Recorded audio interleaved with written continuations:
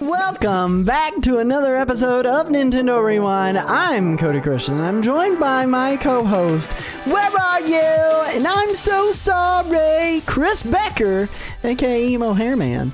We're rewinding and recapping. Emo. Yeah, you got that emo hair. You got that scene hair. You're a scene queen, Chris. That's who I got on the line. Oh yeah, because I had my webcam on before we went live, and I was showing you my cool hair. Oh man, it's better than looking like a Gen Z F boy. You know, that's what I feel like. I kind of look like right now myself with my fuzzy broccoli hair. But we're rewinding and recapping actually today for Nintendo, because they did a Nintendo Treehouse Live and we watched it, so you don't have to. If you're watching on YouTube, please be sure to click that like button and say hey. And if you're here on Twitch, no, you're our favorite. But before we dive in, I see Sierra's like, well, wait a second, I cut that. She did cut this haircut. I think it looks great, but I've gotten some criticisms from people that I don't care about their opinions. So who did you get? Who did you get? My sister-in-law, my wife's sister decided to say that I looked like a teddy bear with broccoli on its head, and I was highly offended. Well, you know what? She looks. How's your week? She doesn't watch. You can say what you want. No, it was good. It was good. It was busy, but not at the same time. Like, we had a lot going on. Sierra came and visited with us over the weekend, so that was really nice having her here. Cool. Yeah, she did. That was cool. She came and visited with us. The wife had like 2 softball teams doing media day that she had to do. My dogs are going nuts because my wife went to the studio. I'm certain of it. And then also so after that, we went and for Margarita Day. I don't know if you knew this, but it was Marg Day over the weekend. Was it? This is also another. It's not news to you. You've talked to my sister. She lives for Margarita Day. She hung around. She was going to go home, but she was hanging around for dinner time because we were going to go check out this new Mexican place that had opened up in our town. And the wife was like super busy, slammed all day, and got done a lot later than she anticipated. So we ended up not going there and instead went to Crapplebee's for apps and sips. And it was still good. They had a new flavor of Mountain Dew that I hadn't tried, that I didn't know that they had, that was like exclusive to them, that was called Mountain Dew Berry Blast. I got it as a dirty soda, and I got it as a non-dirty soda. And it was pretty good. It's like Voltage, but like less sweet, which I greatly appreciate because I hate Voltage because it just tastes like syrup. But I imagine at the store, when you go there, they probably don't have like the sugar-free. No. I'm not getting Dr. Pepper Zero Sugar, strawberries and cream whenever I go out and eat anywhere, unfortunately. Honestly, retailers and franchises nationwide need to fix that. We need to make sure that that's in stores everywhere and at restaurants on Fountain. Like, I need it in my life. But no, I had the ultimate trio. I had the ultimate trio for dinner that night, and then yesterday was pretty good too. I had intentions on doing streaming, but I've been working really hard on Mario Mania Marathon stuff. So really been trying to push to get everything ready for that event, that charity marathon that you and I are participating in and organizing, along with the help of our friends. You're organizing it. I'm participating in it. You're on the website as chief video distribution manager. when so like an actor is like also an executive producer on a movie, and it's just kind of there as a title. Mm-hmm. That's how it feels for me. That you're just there for a time. Listen, when I was building the staff website, I didn't know what to put my role as, because it was like very obvious. Like on Tenderly, I was like, okay, scheduling director, like, and social media manager. I have a title. You have a title. What is your video distribution management is what you are. I had Wildwood. Everyone else has like a real picture. I do not. I Listen, just have some. This is what you really look like. This You don't look like anything else. With my mustache, that one mustache photo. Do you want to submit that real photo for me to put on the website of you? That would be nice. No. I didn't think so. That's why I didn't bother asking you for a real photo. I was like, I'm going to put this drawing of Chris I made on there. But for my title, I just put down Mario guy is what I originally put. And then I was like, maybe I should put something more official sounding, founder. So, but no, it was still good. It was still good. Sierra Please says, I have a photo to submit. It's his phone picture. No, she can't post that. First of all, it's not safe for work. Second of all, you can't post What kind of photo did you send I am aghast at this, Christopher. You cannot send unsolicited pictures to her like that. I didn't say they were unsolicited. I just said they were not. She solicited that photo? It is too. It's his eyeballs. It's just your eyeballs. What? Listen, what was the best thing you ate all week? I already told you it was the Mountain Dew Berry Blast. What was the best thing you ate? I've told about my week. How was your week? And then punctuate it with what the best thing you ate was. I had a terrible week, but I had sour cream cake, and that was good. And that made it better. Was that the best thing you ate? I'm gonna say it was the best thing I ate this week. Because here's the thing: I tried something new. Mm-hmm. Hold on, I have a hoodie on. I gotta take it off. Take that off. I gotta take this. Did you get sweaty? You got a little too hot. You were thinking about that. You were thinking about that cake, and you're like, "Oh my god!" Golly, yeah. Oh gosh, it's just bothered. It's just the cancer flaring up. But no, what happened was, the sour cream. I'll make myself like a buffalo chicken stromboli, right? Mm-hmm. Yeah, aka sink cake. Somebody we know they made the sour cream cake and dropped it in the sink. But I'm not going to say who it was. We are not going to say who it was. Sorry, let me beep that out, please. We'll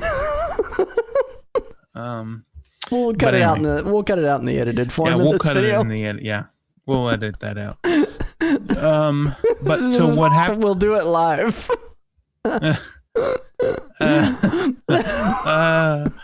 Yeah. So normally I'll do the buffalo, and I was like, I don't know what. Okay, so Jeff Daniels. Do you know who Jeff Daniels is? The actor.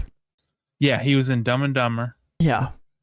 Okay. I always mistake him for the guy that was Uncle Joey on Full House as well. He's not the same guy. He's not the same guy at all. No. But he was asked what his favorite sandwich was. Dave Coulier, who I've also heard is problematic, by the way. What was his favorite sandwich? Not Dave Coulier's. We don't care about him. We don't care about Dave Coulier's, yeah. But Jeff Daniels' favorite, he gets about 1/4 inch of creamy peanut butter, not crunchy, because he's not. I'm not a crunchy guy either. He's already got good taste. Yeah. But he puts it on a piece of pita bread, okay? And then he gets ruffles. Also, remind me to tell you that we have to find a way to get into Little Debbie's to eat a Star Crunch off the conveyor belt. Anyway, he gets the cheddar and sour cream ruffled chips, sprinkles them over top, crunches them in his hand, sprinkles them over top of the peanut butter, and then he grabs some Sweet Baby Ray's barbecue sauce and drizzles it over top of that. And then he folds it up and eats it, you know? That sounds atrocious. Now, like, I was mostly on board, like, even through the Lays, the Ruffles, the not Ruffles the Lays, chips. Please. Baby Jim's. Yeah, he did say it was Baby Jim's. But Baby Jim's barbecue sauce, and it's not I don't know about this Baby Jim. Sweet Baby Ray's I know about, but like the moment you introduce barbecue sauce to peanut butter, like, come on, no, no. Okay, no. You've committed a food sin. Yeah, but we're already spending too much time talking about this because the whole point of me telling you this story is because that's what got me wanting to make barbecue chicken stromboli instead of buffalo chicken stromboli, and it was a disaster. I didn't like it as much.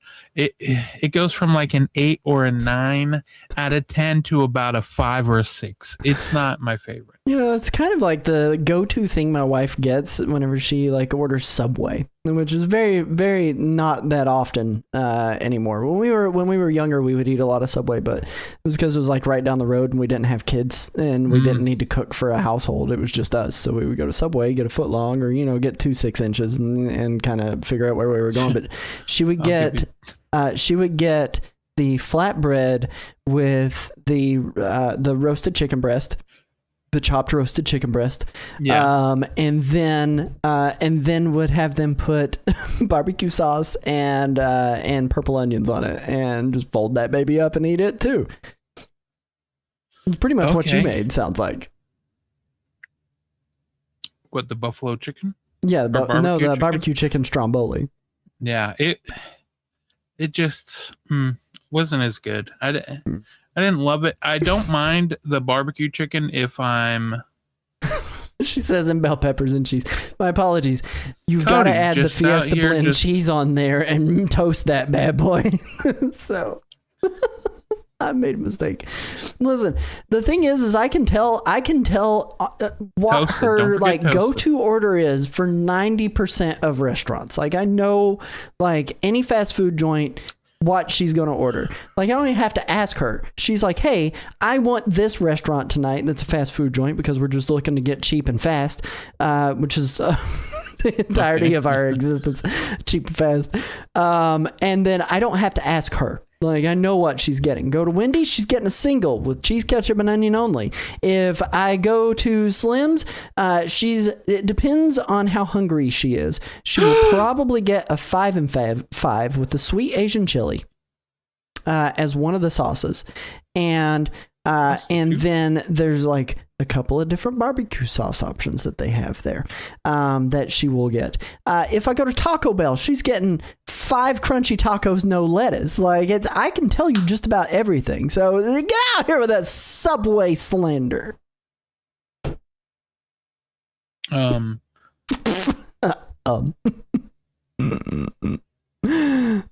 man. Anyway. Well. You had no follow-up. You're supposed to yes and me. Come on, Costello. Well, okay. Here's what happened. Can I tell you what happened? Tell me. You were going on your rant about how you know everything, like every... like every day. I know everything. You know everything that you would order depending on where you go. Mm-hmm. And then I remembered. Then I was trying to think. You got a brain blast, like Jimmy Neutron. Yeah, my brain was blasting. I was trying to think if I knew all of Sierra's orders from everywhere. But you're not married to her. I know I'm not married to her, but then that reminded me, and then I gasped, and then the reason I paused is because I had to tell her so that she lost the game. Sierra, please, you're and now everyone that listens to this also lost the game. Yeah, and so then. I gasped because while I was watching Hulu yesterday, there was an ad, like a localized ad for Zaxby's, and I've never seen an ad for Zaxby's. Right? And I was like, maybe there's a Zaxby's near me. I didn't even look it up, but I gasped, and then I stopped for a second because I sent the message to her to tell her because I figured she would get upset if I told everyone in this stream before she found out that I saw the ad for Zaxby's, because I don't know if there's a Zaxby's near me. Also, wait, what was I watching on Hulu? Okay, listen, I watch some things without you sometimes. Anyway, we were watching the final episode of Brooklyn Nine-Nine. We're all done with Brooklyn Nine-Nine. Sad days. Start it over. It's very sad. No, we can't start it over. You can. he wants to watch. There's that show on Peacock called The Burbs. Should ask him if he's watched Home Improvement with Tim Allen. Yes, of course he has. It's been years. He's probably forgotten it. He is 70 something. No, now every once in a while, 71. Thank you. Every once in a while, he watches that show. With Tim Allen, but it's like with his daughter. Is it the one? Is it the one that is? He runs that like outdoors shop or whatever. Yeah, or an auto body shop or something like that. Oh no, that's a different one. That's a new one. It's always the same thing. You know, it's Tim Allen and his sons, and he works on cars or has a home improvement show. This is like his daughter moved in with him and her child. Yeah, that's a newer one. But it's the lady from like Two Broke Girls, Kat Dennings. Yeah. Don't mistake her name. It's not just some lady. It's Kat Dennings. Well, I don't know her name. You know her name. I know what she looks like, but I don't know her name. Describe her. She's got black hair. She looks like a white lady. Looks like a white person. He just looks like a basic white person, you know. Yeah, I think it was pasty. Never saw the sun. Yeah, so when Kat Dennings, we appreciate your Marvel contributions. I apologize for our behavior. Does she look like she'd have a unique voice? She looks like she would talk like a character you would see like in Monsters Inc. She was probably like if like, you know, like Ross, Mike Wazowski. Mike Wazowski. Like if she had a daughter, that's what she would probably sound like. Kat Dennings, probably, right? Probably. Like if she if they were to show Roz when she was like younger, before she like got like Marge Simpson's sister's voice from all the smoking, she probably sound like Kat Dennings. Is what I imagine. That's what she looks like. She sounded like. Yeah. If I had to guess. Well, if I was thinking, and yes, I think it is Last Man Standing. But anyway, yeah. Does she look shy and outgoing at the same time? Says the Corey in the live chat.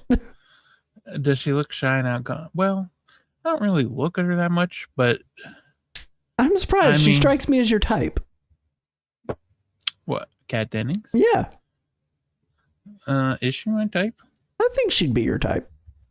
You think so? How do you know my type? You know, we've talked a lot about a lot of things, my guy. She might be your type, you know? Okay. Yeah. Yeah. She probably. Did you Google her picture just now? Yeah, I just Googled a picture of her. Oh, man. Well, listen, we have a lot to get to and a lot to get through because that Treehouse was no short event. So I want to make sure that we extend a gigantic thank you to our amazing supporters and producers over at NintendoRewind.com. Calamity Nolan, Sierra Christian, Chaotic, and Mnemonic Man. You guys are awesome with all your gracious support.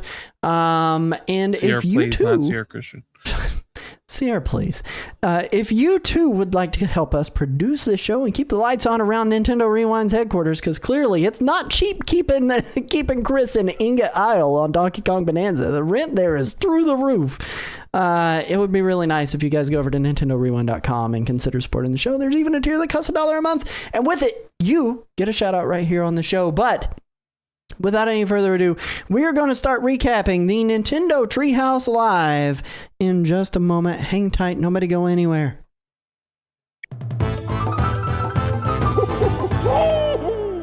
There was a lot that was shown for one specific game out of the two games that were supposed to be showcased today, and there was not enough shown for one game. But I'll withhold my judgments until we get through this, until we get through the recap here and where we're at. But Chris, did you get the chance to catch the Treehouse today? I would assume yes.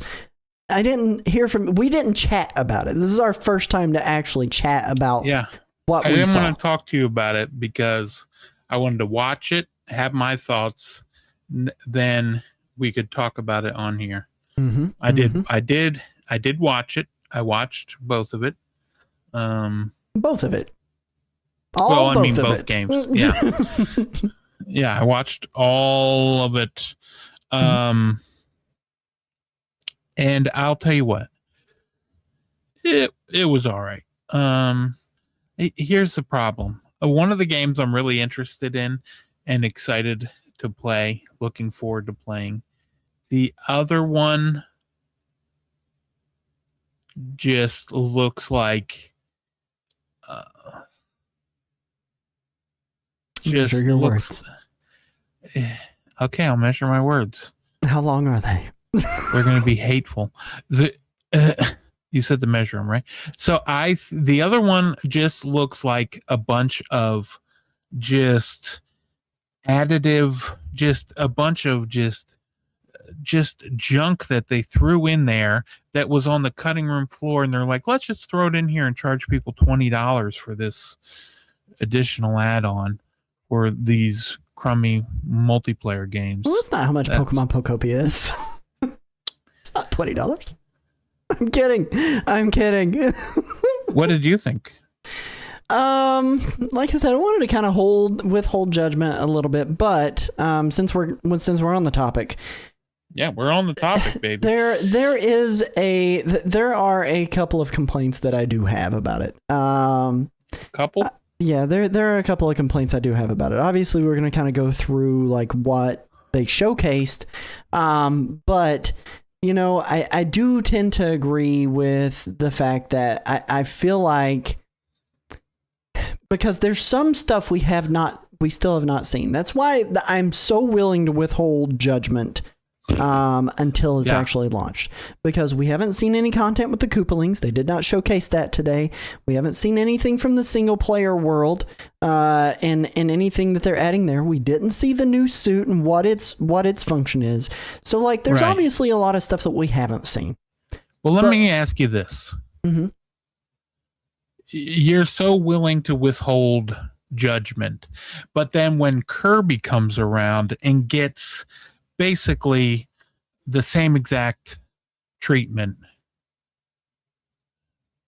you had no problem slandering that name. I played it. Or Kirby. I played it and then slandered it. Mind you, I was excited for that DLC because that Kirby and the Forgotten Lands is a 10 out of 10 video game. Genuinely a great video game. But then you get charged $20 for 12 extra levels, and it's like, okay. And those were single player levels, and they do not like equate to replayability in quite the same way. Do we know how many levels single player we're getting?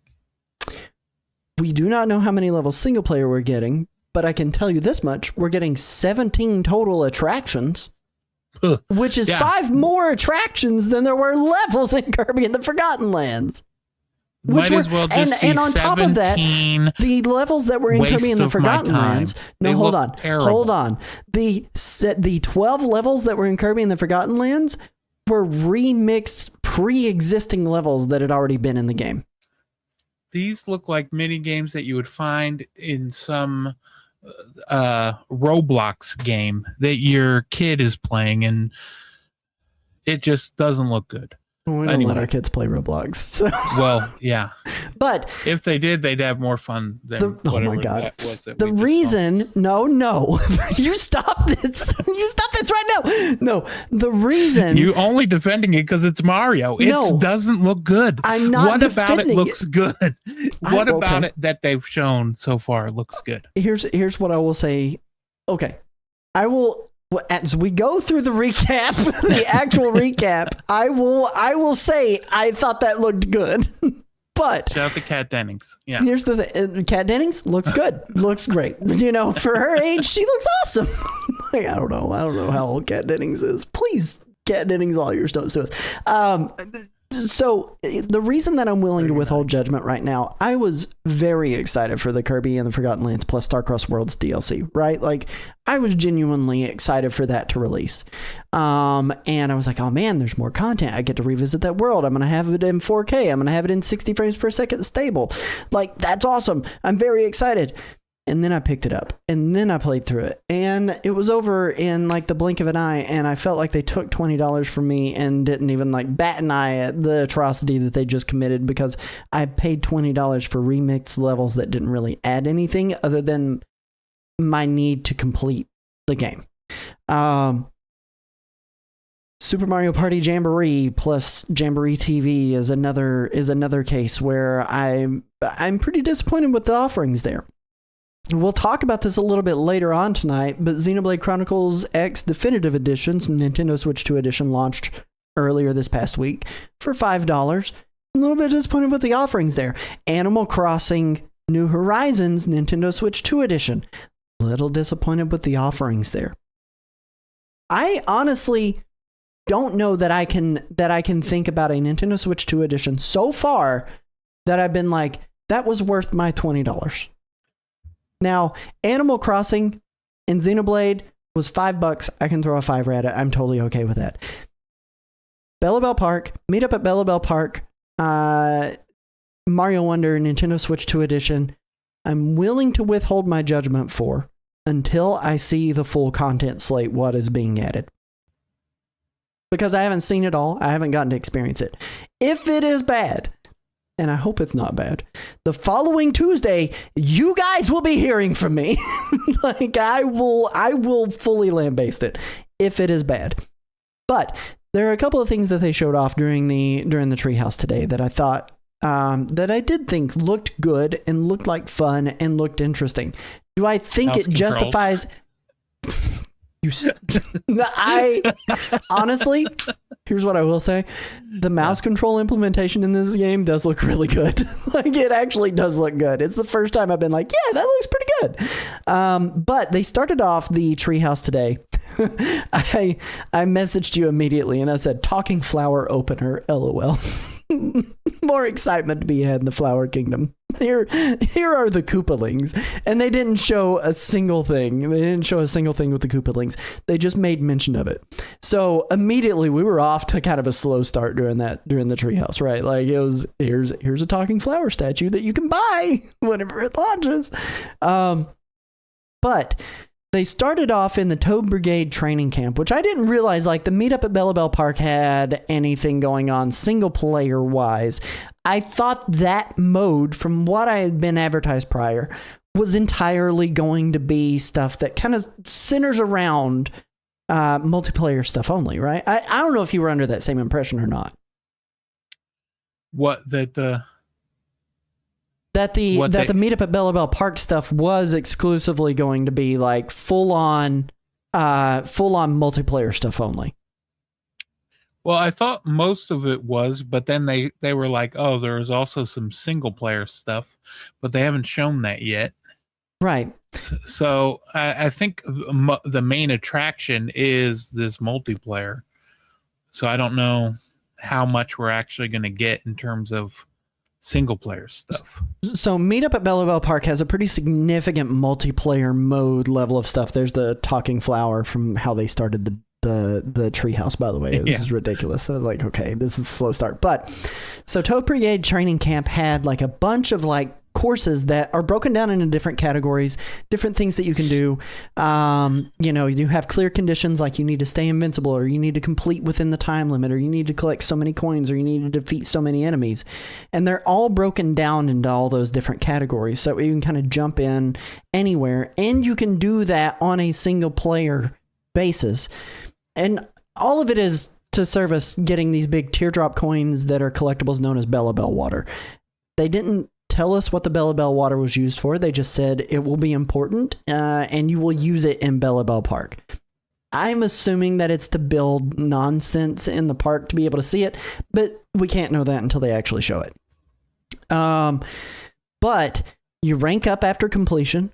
They didn't show what the ranking system was. Is that against your friends online? Is that in just the game? Is it based on how many Bella Bell water that you collect?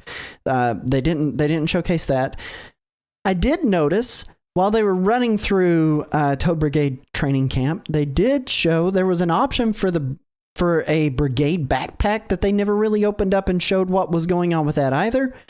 I assumed it might be like beneficial items that allow you to be able to perform better in those different categories in Toad Brigade training camp, but I don't know.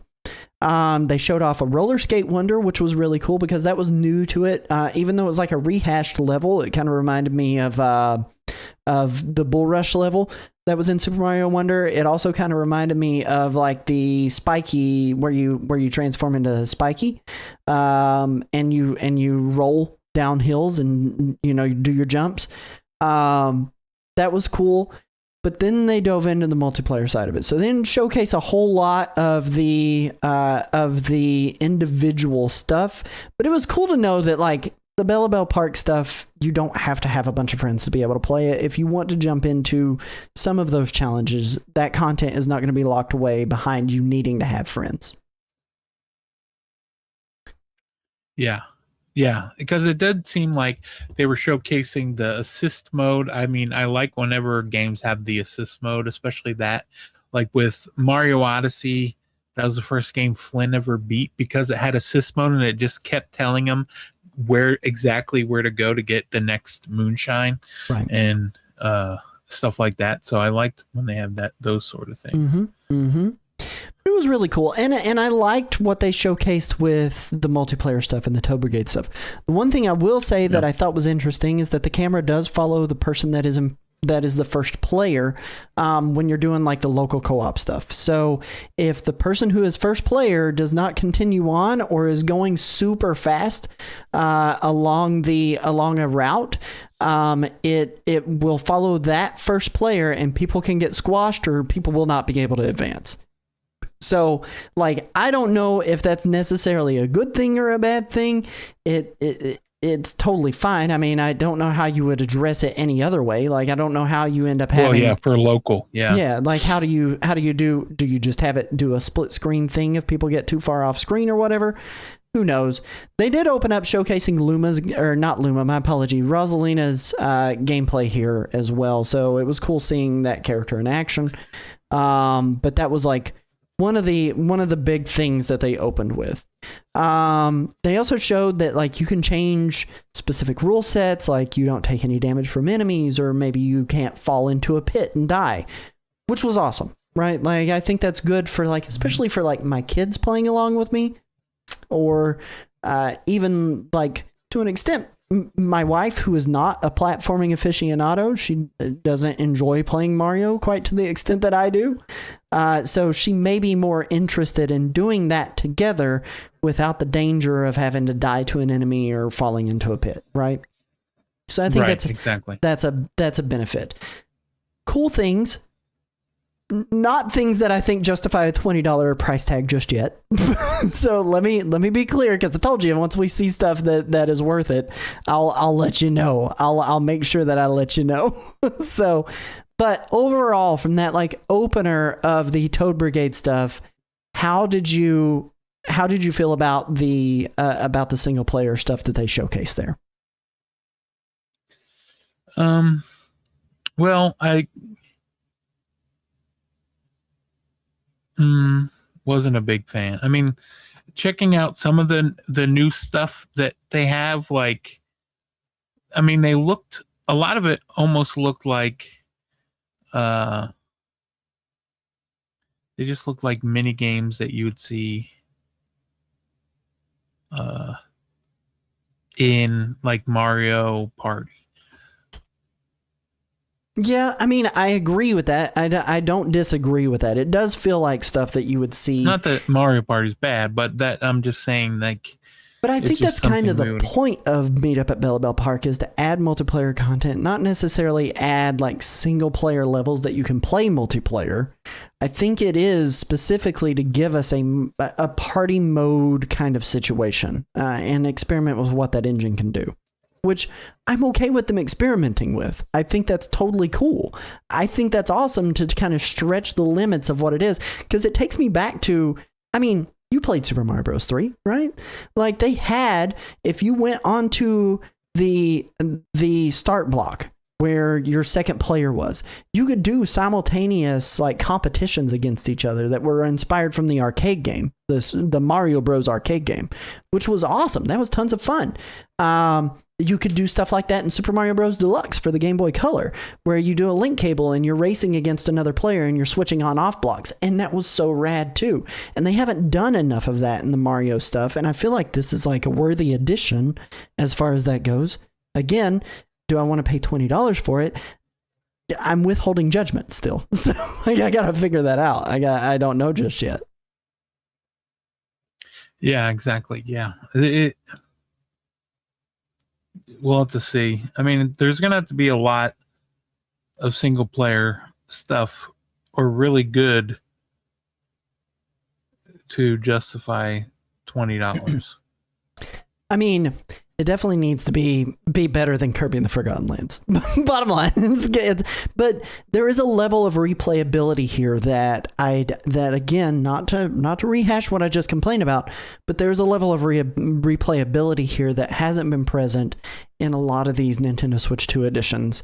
That they created a game that you can play with your friends and you can pick up for a couple of minutes and enjoy with each other, at a family gathering, or, you go to a social event and you're like, hey, you want to play some Switch 2 for a second? We can like jump in and do a match here and there.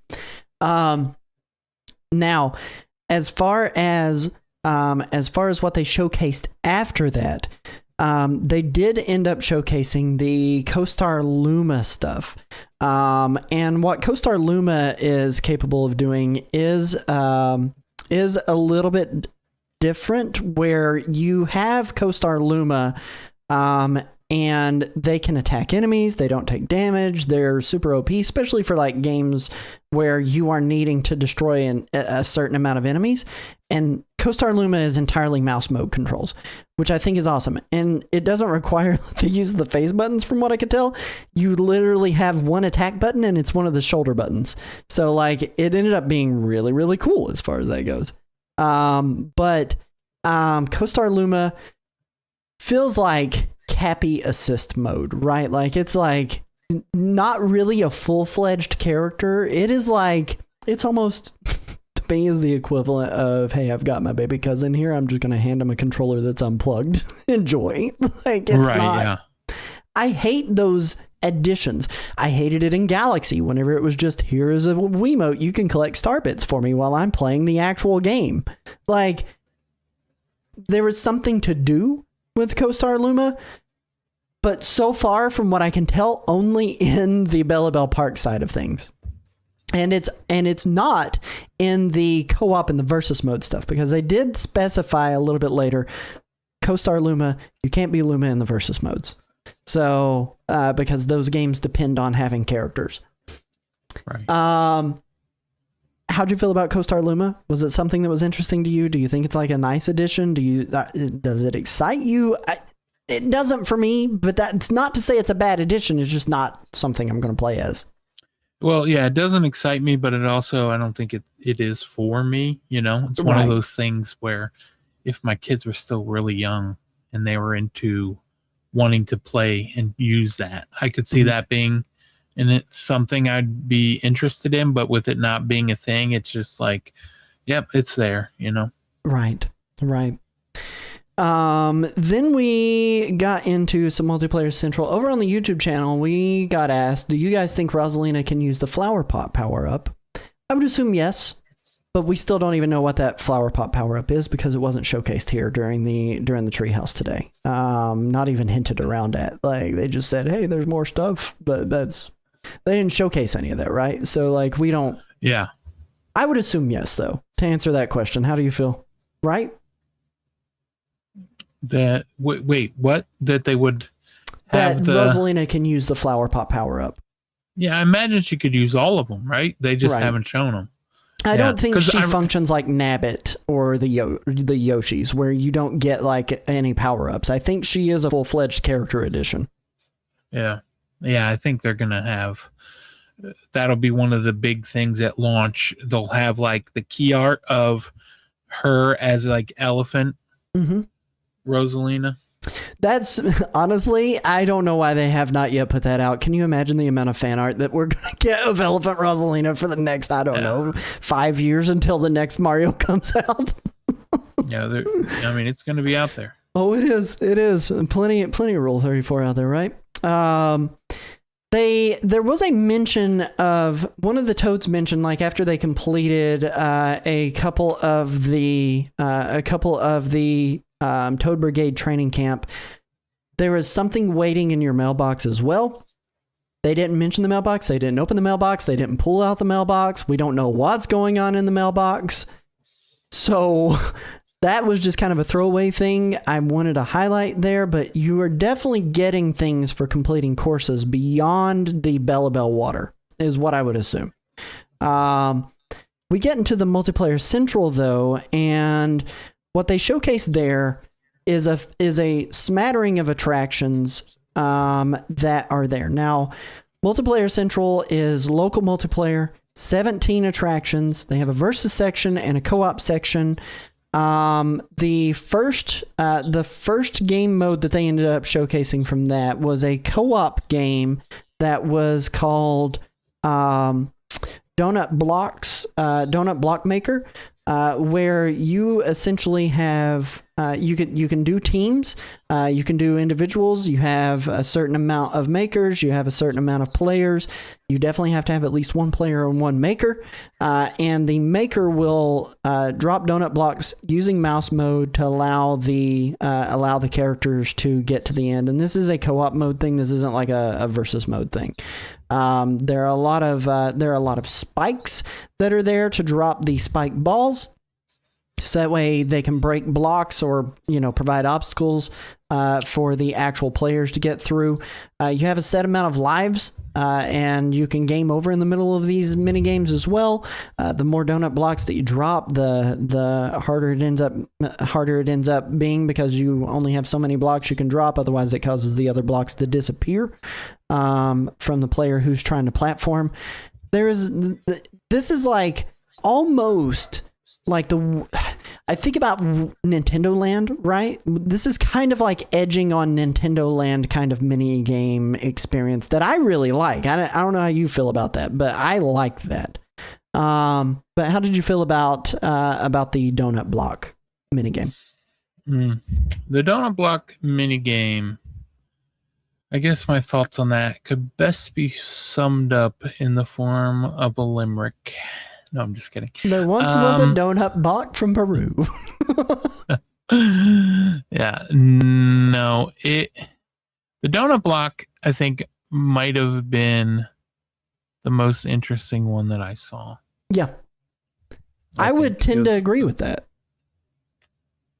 I liked the way it looked, like the way they could implement it, and like what they could do with like the levels using it. Yeah, I like it. It was easily like the one of the most hyped games that were here. There is another mini game that I really like that they showcased. We'll get to here in a little bit. That was more of a competitive versus mode style game. But I did really like that. They also had another co-op game that they ended up showcasing during the event, and that was the Lookout Bomb Relay. It was kind of like reverse hot potato, where you're carrying a bomb, and the goal is to get it to the end. And if it's sitting on the ground, you have a timer that's ticking down. It can explode at any moment. So you're like working together to make sure that you have that bomb, and it will randomly drop out of your hands. So you don't want to leave it laying anywhere. And you're like doing crazy platforming, trying to avoid getting hurt, trying to do the platforming. It's on an auto scroll level, so your goal is to try to get it all the way to the end. Thought that was a cool mini game. Not really the greatest mini game out of the ones that they showcased. And then we get into some of the versus mode stuff though. And this is where like I really liked, this was one of the mini games that I really liked, and it was called Knock 'em Back Bubble Blaster. And what you do in this one is you can set up team modes, so you can have 2v2, you can have 1v1v1v1. Most lives at the end wins. You got several different maps that you can choose from. There is friendly fire, but you pick up these guns that blast bubbles, and you're shooting people off into lava and trying to be the one who has the most lives still yet at the end. So last man standing. It really hardcore reminds me of Super Smash Bros. In like a really good, like fun party way. Like, this feels like and I know I give a lot of crap to Flash games from Newgrounds from the 2000s era and games looking like those these days. This doesn't look like that, but it plays like a Flash game from that 2000s era. And I don't know how much you agree with me on that, but like, it reminds me of the kind of stuff I'd be jamming in the middle of, I don't know, tech class in, 2004 in high school when the teacher like was Bubble put out Ghost? with me. Yeah, like Bubble Ghost. Exactly like Bubble Ghost. So yeah. I liked this. I really liked this minigame a lot. It looked like something that I would have a ton of fun playing over and over again. Yeah, but when I watched them shooting the bubbles, right, it looked like they were shooting the lava and it wasn't changing. Like the lava should change? Yeah, the lava should like either freeze or... These aren't ice bubbles. They're just bubbles. Yeah. They're popping on the hot lava. It's like a little balloon pushing you around. It's getting popped as you're doing it. So, like, I don't know. Like, I'll allow it, but I'm with you to an extent. I will say I'm with you to an extent. But I did really like that minigame, and I thought it was cool. What they showcased with that.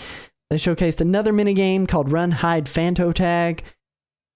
That one was so interesting from the way that they utilized it. It was like, it kind of reminded me of Prop Hunt from Gary's Mod, and we've seen it in other games like Call of Duty. But basically, you're playing, like, two players have Fanto masks on, and the players with the Fanto masks have to find a player who's hiding in, in the example that they showed here, in the talking flowers. And if you get hit, you get the Phantom mask on, and the goal is to be not wearing the Phantom mask at the end of the timer. It actually is hot potato at that point. Right, yeah. It's like Prop Hunt meets hot potato. Yeah, like I really liked that minigame. Like that one looked awesome, and I wanted to see more from that one. But it's just like a unique take on what they're doing with that. I liked what they did there. That was pretty much it as far as what they showcased for like the local multiplayer section of the games, right? Like that was basically what we got out of that. They end up shifting the attention because there's still tons more that they could have showcased. I mean, what did we get? We got 1, 2, 3, 4 mini games, and then a couple of things from Toad Brigade Training Camp out of the 17 games that they have that they could have showcased. So, I mean, it was just a tiny look at some of the stuff that you can do in the local multiplayer mode, which I was happy about. At the end of the day, do I think it's enough? I mean, I'm already kind of getting there that I think that there's a lot of replayability, a lot of stuff I'm excited about. The question is, I think more than is it enough is it enough to keep me coming back? The replayability's there. But for you, I don't think it is enough, Chris. I really don't. I don't think you would get more than a day's worth of enjoyment out of this one. Right, but I feel like that's what all of these Switch 2 editions, it's like, oh, give it a shot on Switch 2 again if you already played it and beat it. Yeah. Or if you've never played it, get this one instead of the Switch 1 version. This is at least... what I will say with this is at least, it feels additive in a way that most of the Switch 2 editions hasn't.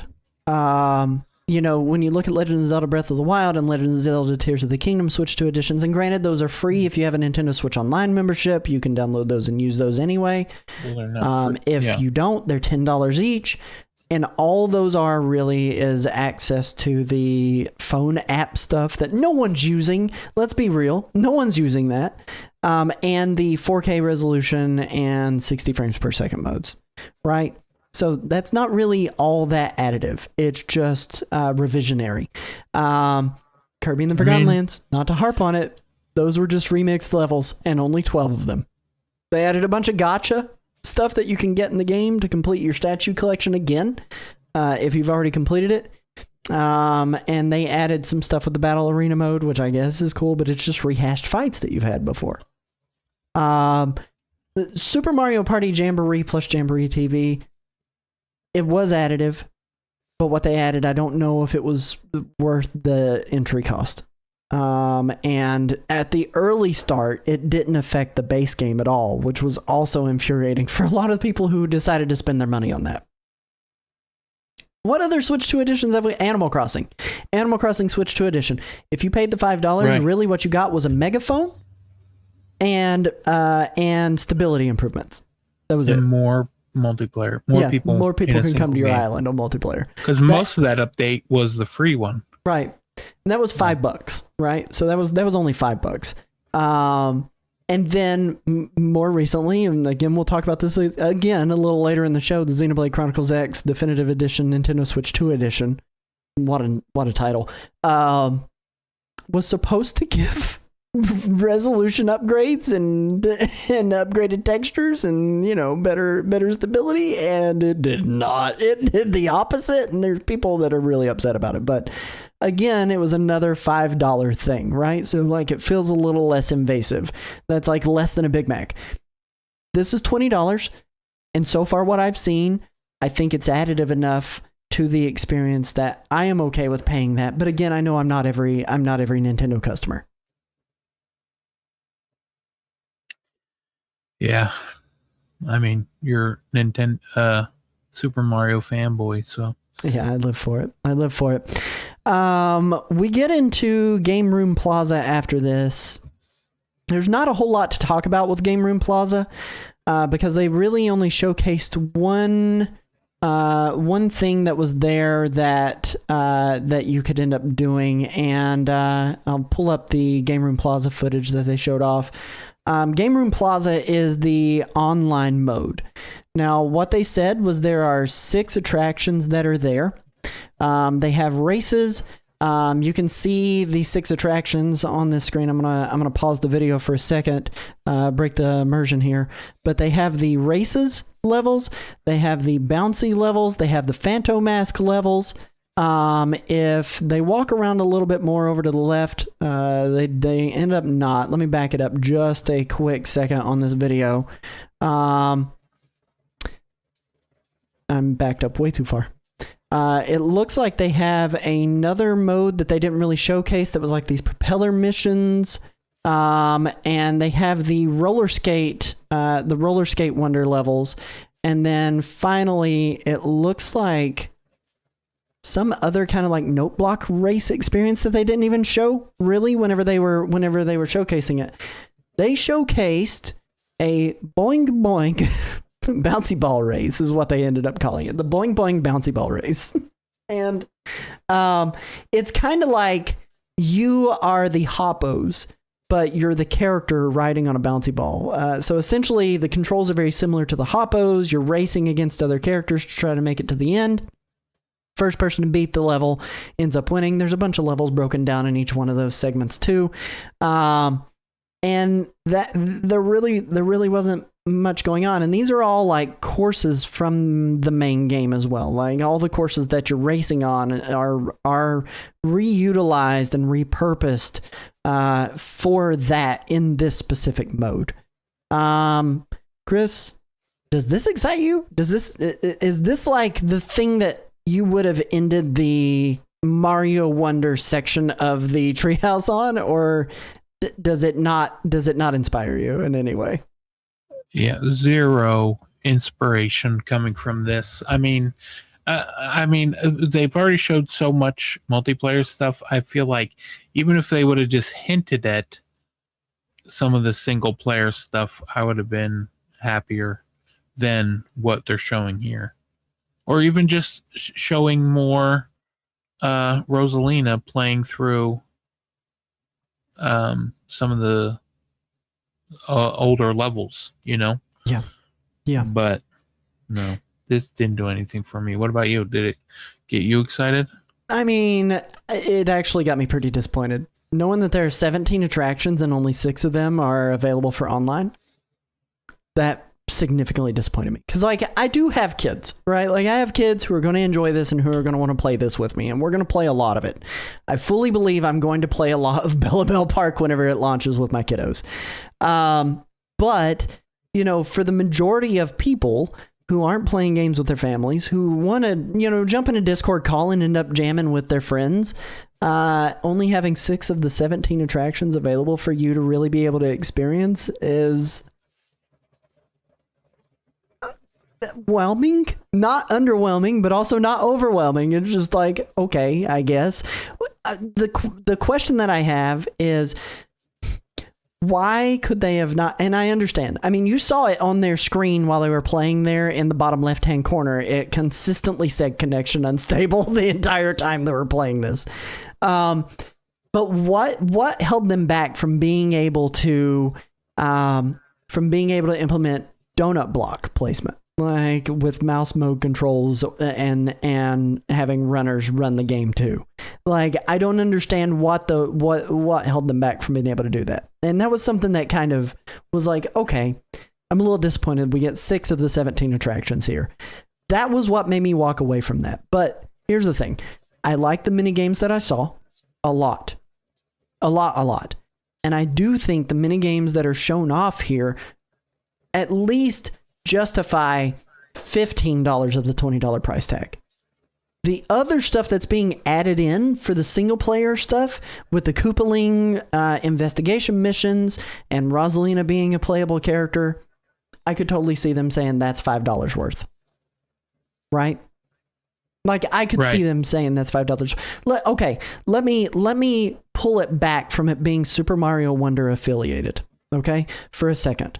And if what you just saw, and this was all you saw, and they said, hey, here is a Mario Party game that is $15 that you can download today, doesn't require you having the price of entry of having Super Mario Bros. Wonder, would it have made you more interested? Would you have walked away from that being more disappointed or less disappointed? Or it would have just been something I would skip. So you would have no interest in that to begin with, period. Yeah, no. So that's where I think our play style and what we're looking for probably differs too. And even if we take it away from being a Mario product and we insert, I mean, look at Ultimate Chicken Horse. Ultimate Chicken Horse, or what is that? Ultimate Sheep Raccoon also that came out on Switch 2. Those were $20 experiences that were very similar to what we just were showcased. Now, I know that's something you also skipped, I would assume, right? Yeah. But it's not something that I would skip if I had the extra cash flow to jump into it, right? No, because Nintendo dropped a different game that month. But I fully believe that is something that for $15, and knowing it's also Mario and it's coming from Nintendo and it's a party game, I would have absolutely dropped $15 on that month and been totally okay with it. It already showcased more value to me than Drag X Drive did. Now, granted, I skipped Drag X Drive too, but there are some people out there that didn't. Yeah, but the bottom line is that's not what this is. This is wanting $20 more on the $60 I already spent on Super Mario Wonder, and it just doesn't look like it's worth it so far. It is an entry point that I think for me and you, we both have Wonder, right? So it's just $20 more. But for some people, Kiatic is one of those. I know she picked it up because she is going to be joining us for the March 26th hype stream for Mario Mania. She picked it up. She lives in Canada and dropped over $100 to be able to get in on that. Now, granted, she's getting probably the second or third best 2D platforming Mario game that's ever released, along with that $100 price tag Canadian. But the additional stuff that's there that she probably paid an additional $30 for in Canada's pricing structure,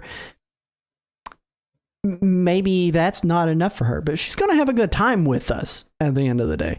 So, I mean, I can go drop that on a 2-hour experience at the movies and not feel too horrible about it, as long as it's a decent movie. Yeah. Yeah, but I don't think you should be just blindly buying a $20 edition just because it's Mario when No. This could have easily just been a free update based on the free updates we've gotten from the indie games that have come out before that got switched to editions with free updates with additional stuff as well. Right. And I'm with you. I'm with you. Do not go blindly into this. Know what you're signing up for. And that's part of the reason we did this show. Like, and the good news is you got two differing opinions. For me, it's worth it. For Chris, not so much. And that's kind of where we're landing with it, I think, is like, I would, you know what? Let's do it on a, I recommend or I don't recommend. And we'll say our answers on the count of 3, okay? You ready? Okay. Yeah. 1, 2, 3. I recommend. Burn it with a fire. Well, there's your opposite ends of the spectrum. If you're into Mario and you're okay with dropping an extra $20 and you can have a little bit of frivolity, pick it up. If you're not, burn it with fire. That's what you've heard here first, folks. Or blame Resident Evil. Yeah, get Resident Evil. That'd be good. And then it shifted. Just a reminder there. The DLC for Mario Bros. Wonder Meetup at Bella Bell Park plus Nintendo Switch 2 Edition launches March 26th. $19.99 for the upgrade pack. $19.99 rather for the upgrade pack. Or if you don't already own it, add $20 to $59.99. What is that? $79.99. $79.99. Yes. Math. It's hard. It is. Numbers. There's a lot of them. We shifted into Pokemon Pokopia, and there was a lot that was showcased here.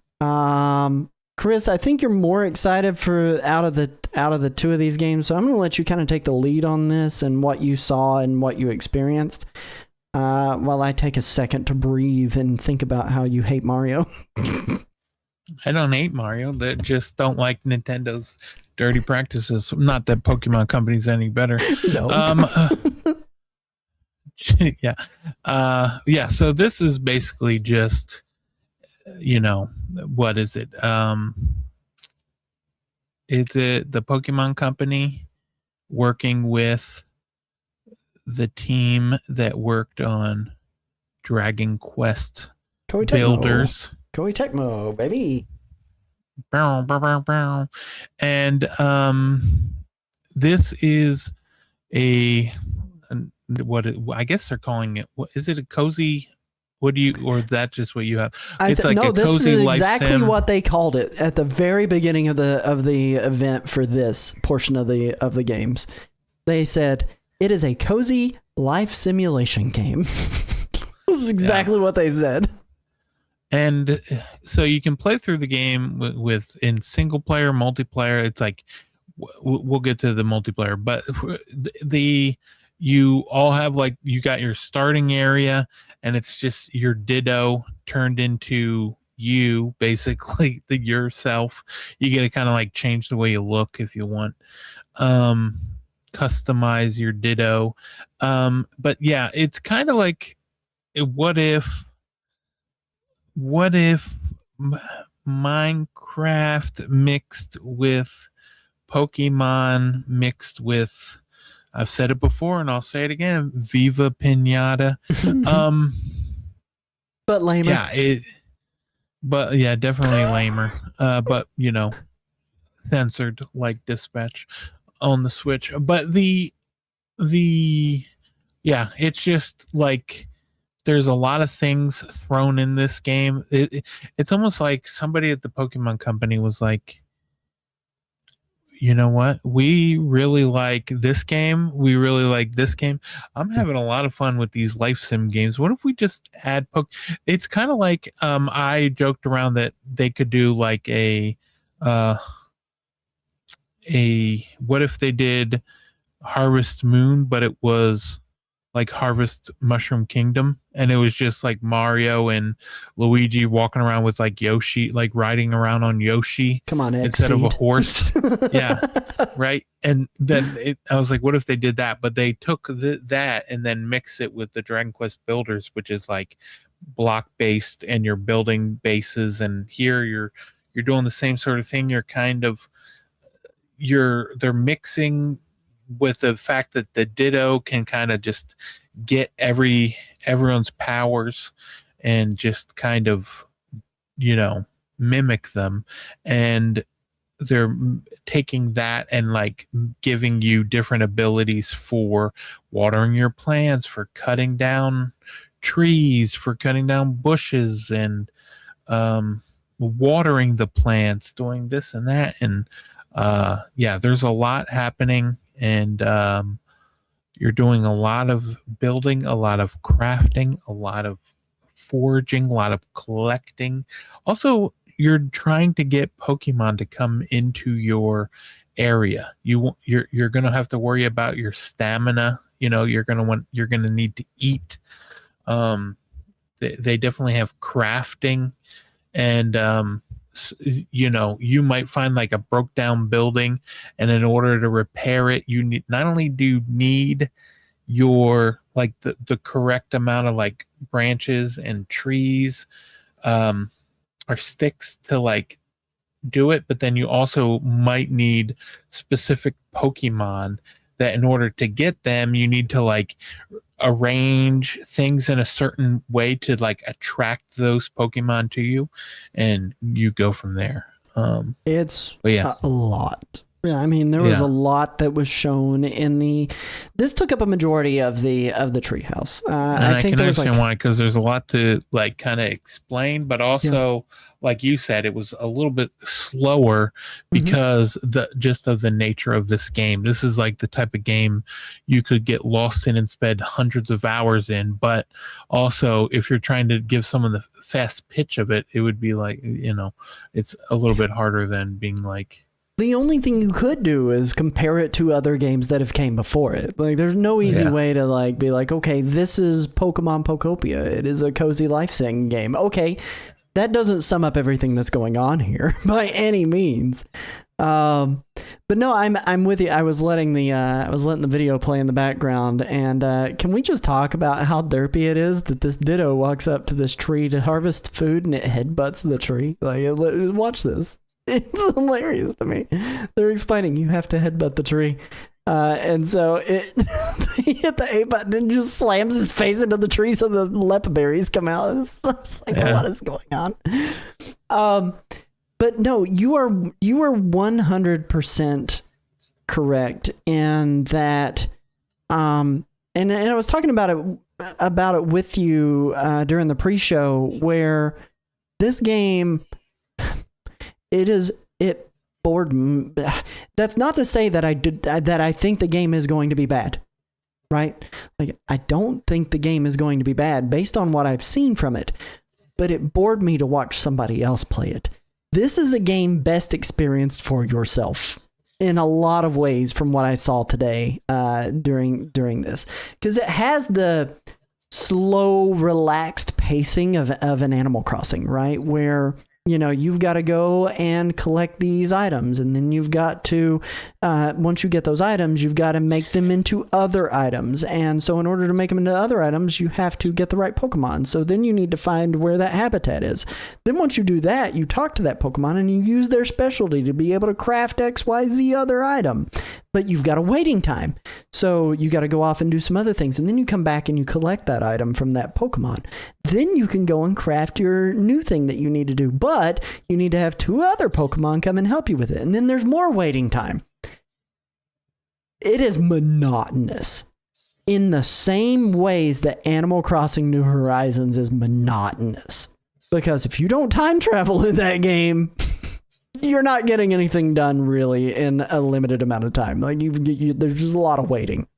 And so the game play here kind of bored me from a let me watch this perspective.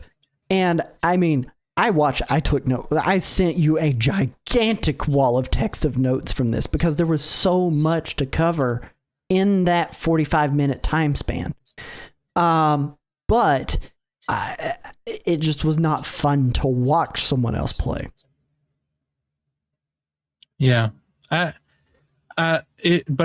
Watching somebody play it, I'm like, I can definitely tell I would like to play that game. Yep, exactly. And I think like that may be the best selling point for this game, right? Like that is one of those things that I think seeing someone else play it probably does it better justice than either of the two trailers that the one trailer they debuted at the Direct 5 months ago or something like that. Has it been 5 months since they debuted this? That's crazy to me. Yeah. But 5 months ago they did the original initial like teaser trailer. And then like 3 weeks ago or something like that, they had a overview trailer that was like 10 minutes long. That showcased a little deeper look, but still didn't really like show what the game was. So the extended look is helpful. But if you're there like trying to get every detail and see like quick progression and get a better, like I think one of the ways they could have done this better for a marketing push is to condense this 45-minute gameplay showcase down to, 20 minutes and just like jump ahead. And not necessarily focus on some of the things that they ended up focusing on. I feel like go ahead. I feel like that would have been the better option. Yeah. But I also feel like these showcasing and doing like longer show is why it's a Treehouse and not like a Direct. Like if they would have done a Pokopia Direct, it might have been something that they would have like diced it up more and been more like, now you can do this. And it would have been like a 20-minute. Yeah. But along even the lines still, of what I'm asking like, for, honestly. Yeah. Right. But sometimes like when I watch things like this, or if I watch some like a Let's Play or watch someone live stream a game, if I know I'm about to play a game, I'll watch the opening of how to play it, so that then I know what I want to add. Like I'm like, okay, when I start this game up, go here to here to there to there, but and like know kind of what to do and where to go next. Mm-hmm. But yeah, I mean, I like the way it looks. Yeah. I like the things that you're doing in the game. I like what they're doing. Plus, then they add the multiplayer aspect to it, which they kind of like showcase that, and they were playing with other people, and it was like the one character, you join one person's like island kind of, and so everyone's there with you, and they're all playing alongside you, and they're like, oh, and I also did like that where they were like, you might just go through and like chop up a bunch of bushes and knock down the fruit off the tree and do that, and then you can kind of like suck everything in to like kind of get it all at once. Right. I think that's like it's Kirby. Yeah, that's like the next best thing beside being able to just run over it and automatically pick it up. Right. But yeah, I definitely like the multiplayer and how it's like, okay, here's what I want to know. When you're playing multiplayer is like, because they were showing, okay, we're playing in this the one person's world. Yeah, so everyone that was they were making progress, but I want to know if we can make any progress by playing in someone else's town, or like for our character when we go back, or is it just we don't have anything and then have to learn it all from scratch again when we play it on our own? So the way that they kind of made that sound, let me find the place where I did my stream of thought in my messages directly to you. So they said, oops, I accidentally liked that message I sent you.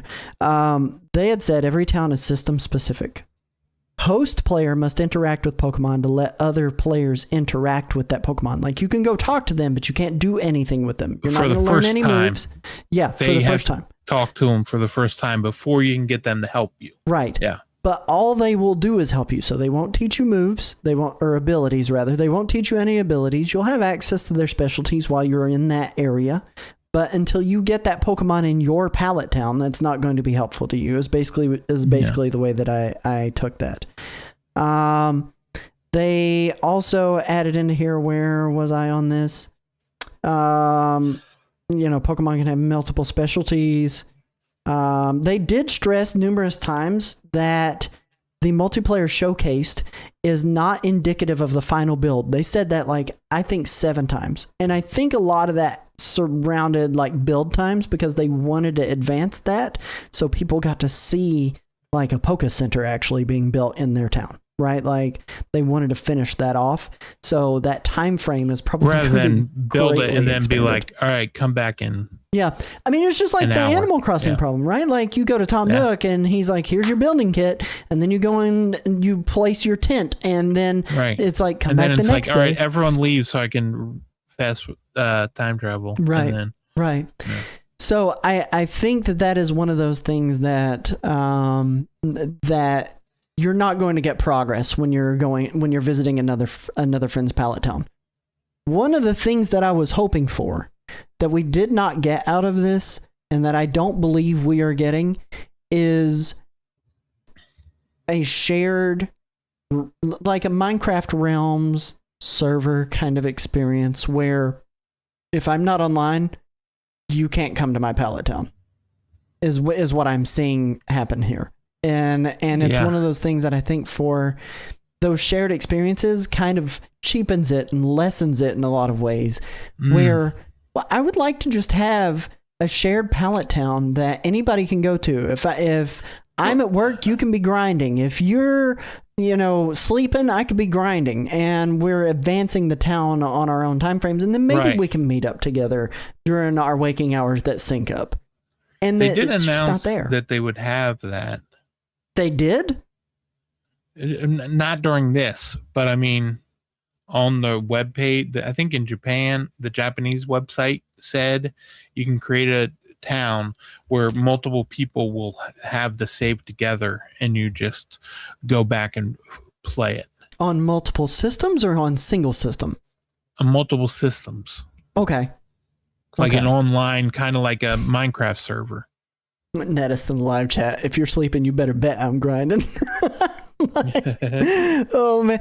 But okay, so then that changes things significantly, and that is something that I would have liked for them to state, or at least showcase. And maybe it's just not, maybe the build's just not far enough along to have that, but this game comes out on the 5th.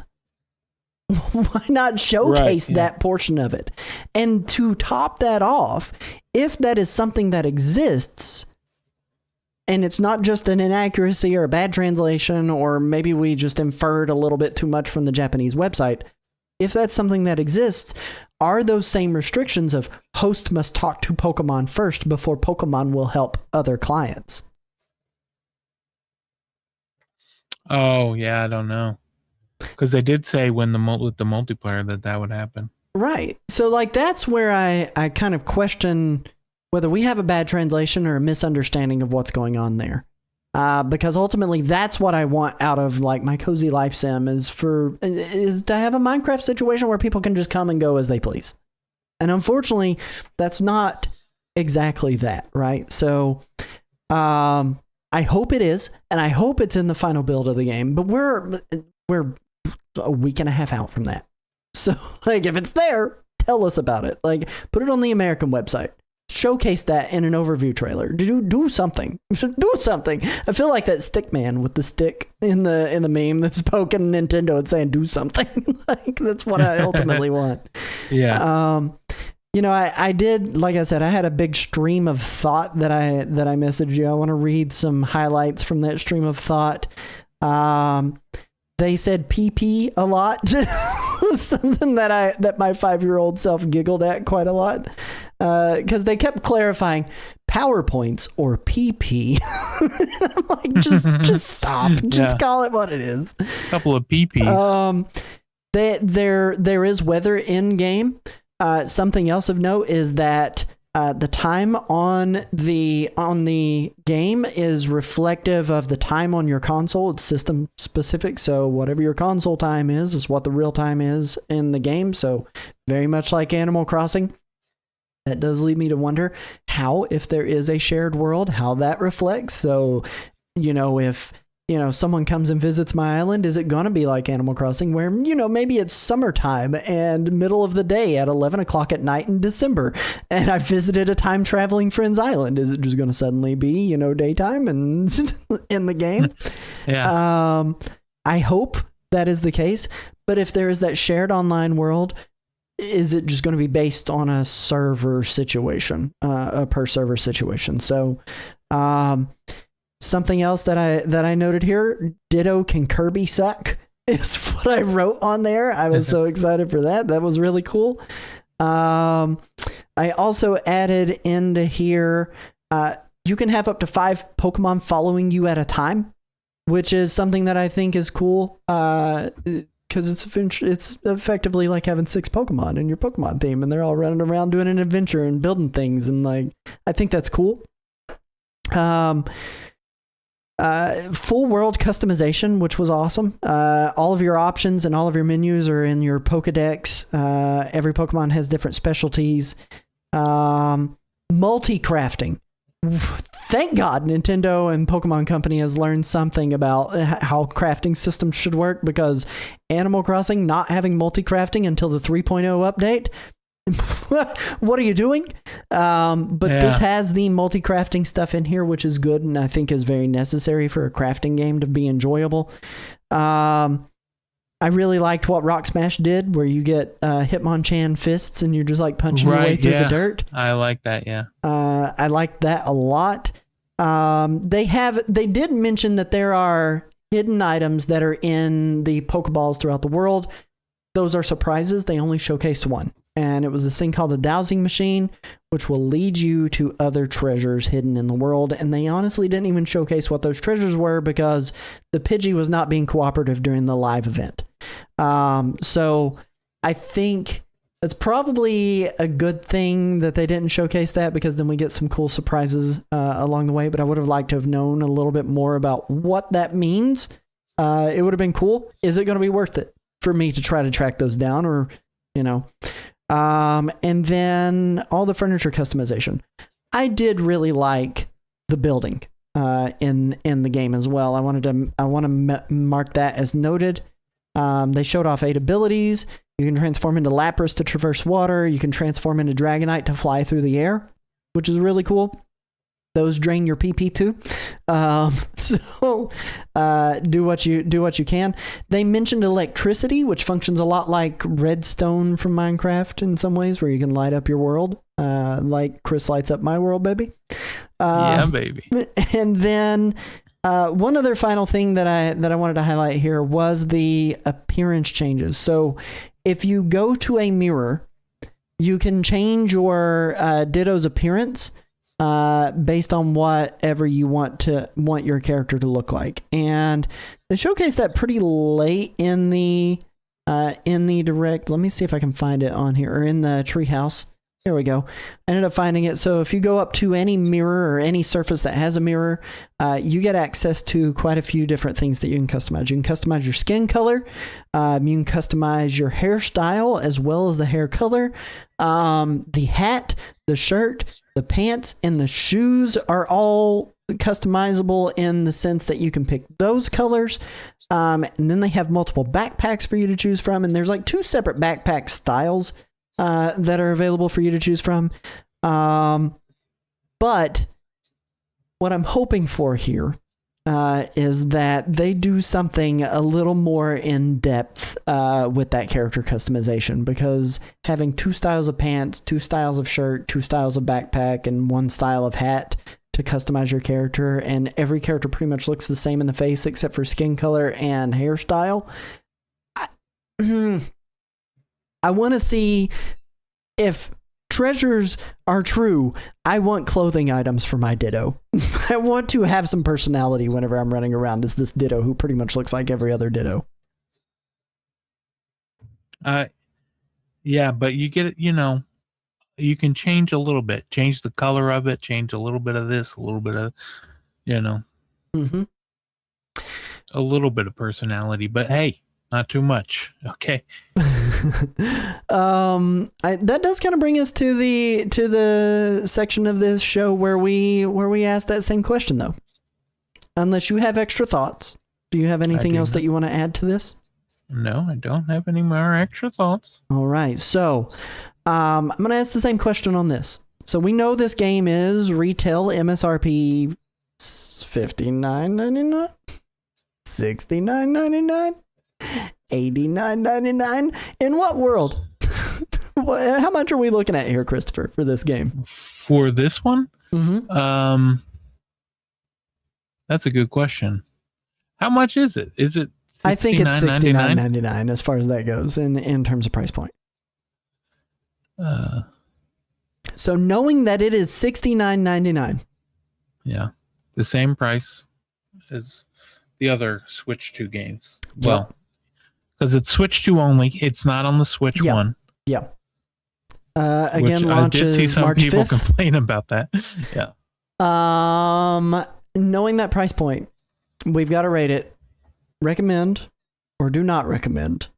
So we're going to count it down in 3, 2, 1. I recommend. Do you make it sound like I'm making you recommend it whenever you wait so long? I recommend this game. You're pointing a gun at me. There's a second camera. You can't see. Oh man, it's finger guns. But honestly, I think I do recommend this game. Like, it is one of those ones that it's not often that I really like a Pokemon spinoff. I didn't really care for Red Rescue Team. I didn't really care for Pokemon Stadium's base game. I liked its mini games a whole lot, but Pokemon Stadium as a game, I didn't really care that much for. Pokemon Snap was a banger. I really like Pokemon Legends, but that's pretty much Pokemon, right? Like, ultimately, those games are pretty much Pokemon. I liked Pokemon Coliseum, but didn't really care for Pokemon Pinball, personally. So, this game, I think... You don't like Pokemon Pinball? I'm not the biggest Pokemon Pinball fan, no. I'm not saying it's a bad game, it's just not for me. But, I think this game, to me... It is something I'm interested in. I obviously will be picking it up so that way we can talk about it on the show first and foremost, but also my oldest son is very into the idea of this, and I'm so happy because this is like the first Pokemon game that he's been like excited about. He loves Minecraft, so it's a easy analog for him to get into. But I am excited for this one, and I would recommend it. And if cozy life sim games are your thing, I think that you're going to enjoy this too. I might be blasted away by just the negative response after it comes out. Who knows?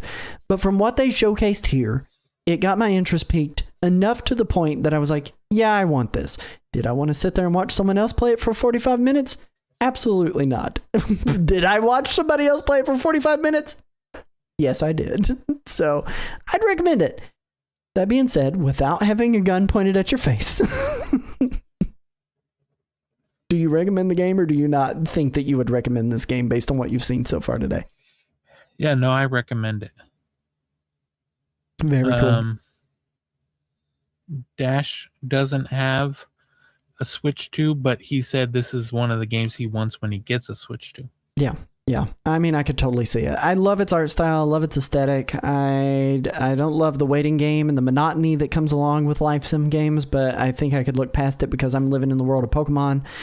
I'm with Dash that if I was not with a Switch 2, this would probably be one of the ones that would be on my like top, list of games that I would want. It would be Mario Kart World, Donkey Kong Bonanza, and then maybe Pokemon Pokopia is where I would land out of like Nintendo and Nintendo adjacent first party IP kind of games. So it's exciting. It's super cool. I think there's going to be some really cool stuff come out of this. I'm excited to see other people's builds. If you are planning on picking up Pokemon Pokopia, please let us know in the comments over on YouTube and tell us your thoughts on it and how you felt about the Treehouse presentation, whether it be for Super Mario Bros. Wonder, plus Meetup at Bella Bella Park, Nintendo Switch 2 Edition, or Pokemon Pokopia. That being said, we're going to take a short break for ads ads to run on the Purple app. And then when we come back, we're going to be talking about all the games that are coming out this week that you need to care about in the fast forward. Nobody go anywhere. We'll catch you guys in just a few minutes.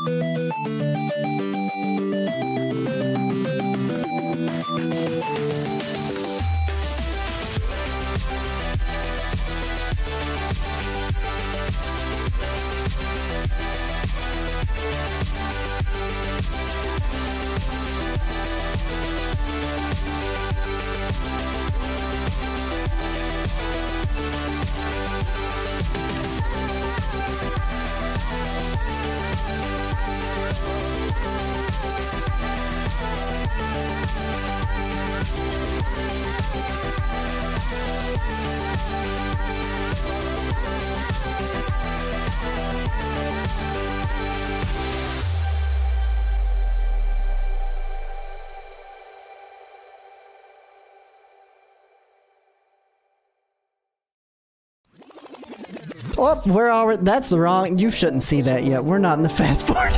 We're not in the fast forward, but you know what we're about to talk about.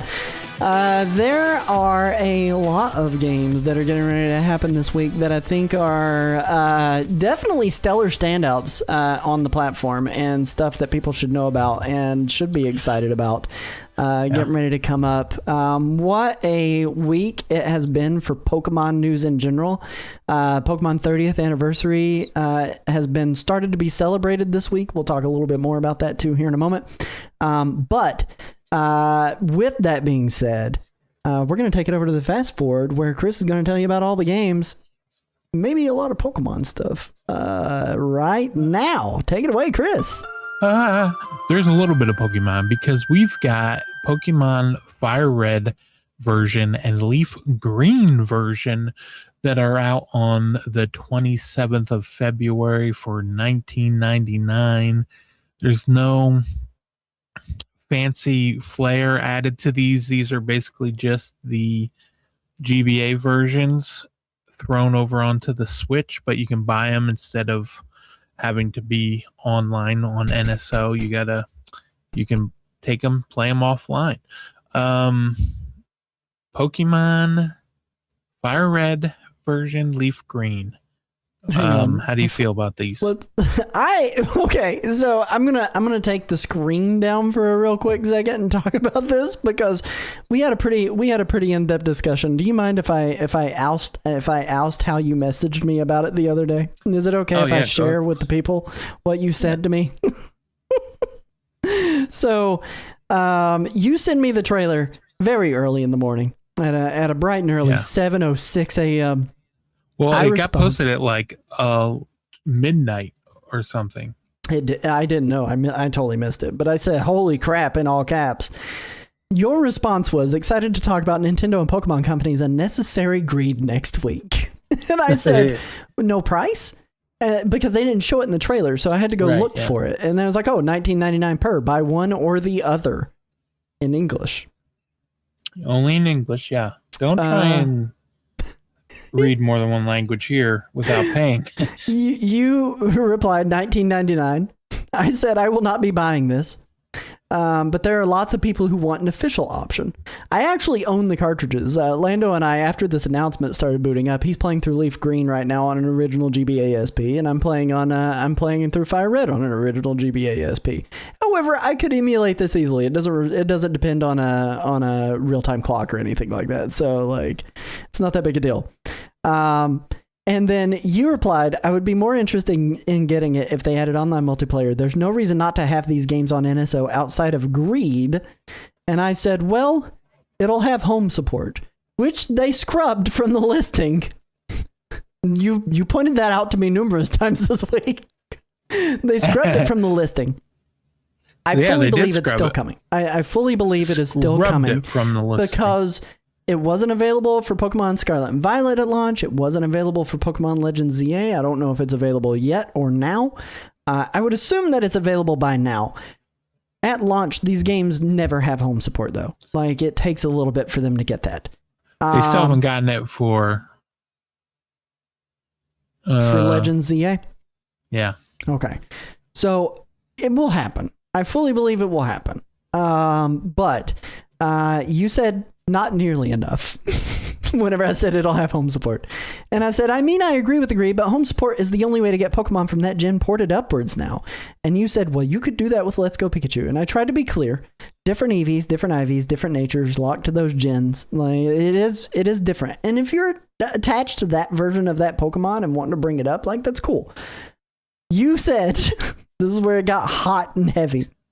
It wasn't actually hot and heavy. I read it as, no. There's no defense for them releasing them for $19.99 each. And on top of that, needing to buy each language is $20 too. To which I said, well, hold on now. You don't need to buy other languages. You only need English. We only speak English, Chris. Well, I might be learning other languages. It's fair. We need Portuguese. And then you said at $20 too. Crazy. It should have all been on NSO. And if you want a Pokemon Home, give them the option to buy them. Pokemon Crystal was $9.99, so it's $10 more from going GBC to GBA, which sounds about right based on their other games. All that to say, Dashel wants it. So here's my take on this specific item, right? So we've got the different languages. I think a lot of it has to deal with the fact that there was no official option to change the language in the base game. And these are straight ports, right? Like, these are straight ports. So if you wanted a Portuguese version of the game or a Chinese version of the game or a Japanese version or whatever languages are supported, I haven't even looked at the 4 languages that are supported. There was no option to change it. Well, let me clarify, because Netta says I'm skeptical they're ports. It's just emulation. He's not wrong. It is just emulation, but At most, they changed the code, obviously, to let it be able to run on the Nintendo Switch 2, recompiled everything, made it be able to emulate on here. But to that extent, I don't believe there is additional content. I do not believe there was any change of the menus. I do not believe that they did anything to change what the actual base game experience is what I mean by they're just ports. Conceptually, they're just the game that you got, 30 years, well, not 30, 20 years ago or whatever. So they could have put them on NSO. Their response online was not very positive. I think pretty much they said it would be fun to charge people $20. We thought it would be fun to do it this way. And don't expect it with every other game. No, do not expect it with every other game. But it'll be fun. Devil's advocate here, right? There are a lot of people who are pining for Virtual Console. There are a lot of people who don't want to pay a $20, $30, $50, $80 subscription fee to Nintendo to be able to get access to their backlog of games, that they would rather be able to pick and choose what they want to buy in order to get access to the NSO library. And I think Pokemon Leaf Green and Fire Red releasing this way pleases that section of the audience, right? But I don't think that it is necessarily the best move for the Nintendo diehards that have been spending their, hard-earned cash on their Nintendo Switch Online subscription. So on the other side of that camp, there are people like you and I who are like, this could have and probably should have just been added to the NSO library of games on the Game Boy Advance stuff. It's already locked to the expansion pass side of it because it's a GBA game. So why not reward those members who are paying the extra to be able to get that access, right, on a monthly basis? And I also believe it would have increased the subscription base for Nintendo Switch Online expansion pack. I think more people would have bought into that to get access to these games, even on a temporary 1 month, 3 month basis, maybe a year, to get access to it, right? But you have people on both sides of it. And it's really one of those you're damned if you do, damned if you don't kind of situations. Like, there's nothing that you can do about it, right? Like, you can't please everybody. I don't know what the right answer is. I just know $20 per language is kind of like offensive, and $20 per version is kind of offensive in a price point standard. But I'm happy for the people who want that. Just like I'm happy for me that I'm getting Super Mario Wonder Plus made up at Belleville Park. That's my hard-earned $20 going to work there. I don't know. Take it, leave it. Pokemon Fire Red Leaf Green version launches on what day for what price point, Christopher? February 27th for $19.99 each. Fire Red or Leaf Green, up to you. Whichever one you want. Then also, this was afterwards, right? After our show, when they did the Xenoblade Chronicles X Definitive Edition. This was Switch after 2 last edition. week. Mm-hmm. Yeah, that's February 19th, $64.99 or $4.99 for the upgrade pack. That was on the 19th. That was a Switch 2. Then we also have, next up, are you ready? I'm ready. Resident Evil. They got Resident Evil Requiem coming out. I'm not ready. I got to put in my birthday. Everybody wish me happy birthday on that day. So please don't forget. Resident Evil Requiem. February 27th for $69.99. Also on that same day, Resident Evil Biohazard Gold Edition, right? Resident Evil 7 and 8, basically. Resident Evil Biohazard Gold Edition and Resident Evil Village Gold Edition. The 7 is $39.99. Village is $49.99. Or you can get the Generation Pack, which has Village, Biohazard. I can't keep up. I'm having to input my birthday on every single one of these. Oh yeah, just open up the Generation one because that shows all three of them. Yeah, that's probably a better idea, actually, now that you bring that up. It doesn't show the price point per, but it's a much better deal. Yeah. I don't think it does, you're right. But yeah, that is $89.99. And if you do think you might want 7, 8, 9, like if you want all three of them, I would suggest getting this version because it comes with all three plus the DLC for 8, 7, and 8. And it's only available till March 31st. So you have until the end of March to get it, and then after that you would have to buy them separately, which would together it would be, oh my god, so it's $70 for Resident Evil, right? Yeah, $70 for Resident Evil 9, $40 for Resident Evil 7, and $50 for Resident Evil Village. So 120 plus another 40, $160 plus tax. And that's American dollars. So it'd be an additional $70 more to get the two. Yeah, but 90. What?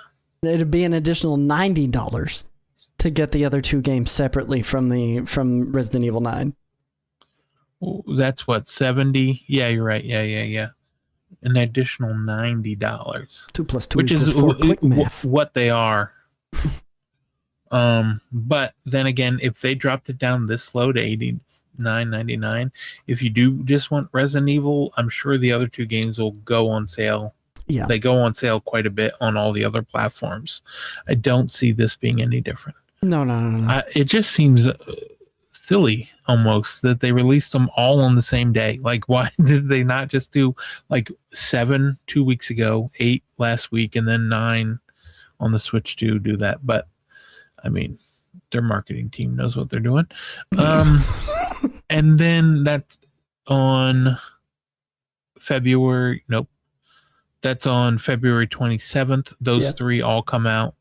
And then finally, the last one, which I forgot that it was in the running for this week because it comes out next Tuesday. Scott Pilgrim EX coming out March 3rd for an extremely random price of $28.99 on the Switch and the Switch 2. There does not appear to be a Switch 2 upgrade, so if you buy it on the Switch, you have to buy it again on Switch 2 or vice versa. But yeah, this is the beat 'em up coming out on March 3rd. But yeah, shout out to it. Shout out to it. It's very exciting. I'm excited to get some more beat 'em up action in Scott Pilgrim. I love its art style. I love the soundtrack. Like, Anamanaguchi is back for this one, so like it's gonna be really good. Like, music is gonna be awesome. And it's bonus stuff. I mean, you're taking on 3 rival gangs: the vegans, the robots, and the demons. So like, I don't know what the vegans did to anybody, but hey, it is what it is. It's Scott Pilgrim. I am excited. Yeah.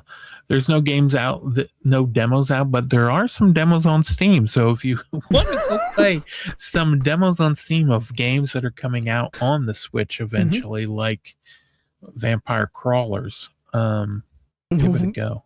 Coming to Switch in the near future, some to Switch near you. We'll wait and see. That does bring us to the next part of the show. Before we throw it out to the extra Nintendo news segment, Pixel Minute, or Pixmin for short. In this segment, Chris has exactly 1 minute to try to guess the exact title of a video game that released this week in Nintendo history. It could be 2023, the week of February 24th, or it could be all the way back in 1985. You never know. But Chris, I am sending my video feed directly to your eyeballs. Can you see it? Oh my goodness, I do see it. It's glorious. Hello, sir.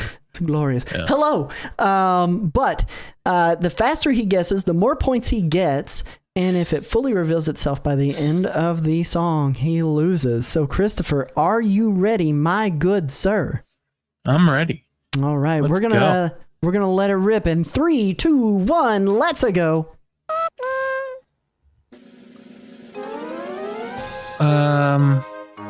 Is it Mario? No. It is not Mario. Is this Miitopia? It is not Miitopia. Is it Tomodachi? It is not Tomodachi. Hold on. Is it like Mi Plaza for 3DS. It is Me Plaza for 3DS. Enjoy your 34 points getting thrown in there, Christopher. It is Street Pass Me Plaza, which was an application that came preloaded on all Nintendo 3DS systems. In the game, players can meet other players' Miis over Street Pass and formerly online through Nintendo Network and interact with them. Launched the 26th of February in 2011, the 25th of March in Europe, the 27th of March in North America, and the 31st of March in Australia. As far as genre, RPG, puzzle, shoot 'em up, simulation style game. Gave you access to a whole lot of puzzle swap stuff, and there were puzzles that were available for multiple different offerings that were popular at that time, like Metroid Other M, the most popular Wii game. Pikmin, the second most popular Wii game, or maybe even Pilot Wings Resort. As far as reception goes, IGN gave it an 8.5 out of 10 for MeForce. For Flower Town, it gave it a 5 out of 10. For Warrior's Way, it gave it a 7 out of 10. And for Monster Manor, a 7.9 out of 10. So, I mean, you know, mixed reception there. Like, it wasn't like the best received game, but I think there is enough of an argument to say, hey, bring back Mii's and bring back Me Plaza and Street Pass while you're at it. So, Yeah, definitely Street Pass. You have any memories with Street Pass Me Plaza? Clearly you do. You knew this one right off the rip. Yeah, I love Street Pass and like going around and getting the puzzles. I remember the boy's mother would always give me a hard time because anytime we went somewhere that was like with like a lot of people, like a museum or anywhere we would go, I would be like, not only are we taking my 3DS, but we're taking both the boys' 3DSs too. And so we would have all the 3DSs. Yeah, it was great. Get all that Street Pass cred. It was such a good time. I miss it. I miss those days. Yeah, I mean, it was like basically the equivalent of Tetris 99, getting those like the themes. Like instead, they were going to the Street Pass Plaza puzzles. Yeah. Something else, just a couple of fun facts here about it. Upon releasing its first DLC games, the 4 games, MeForce, Flower Town, Warrior's Way, and Monster Manor, earned a collective total of $4 million within the first month.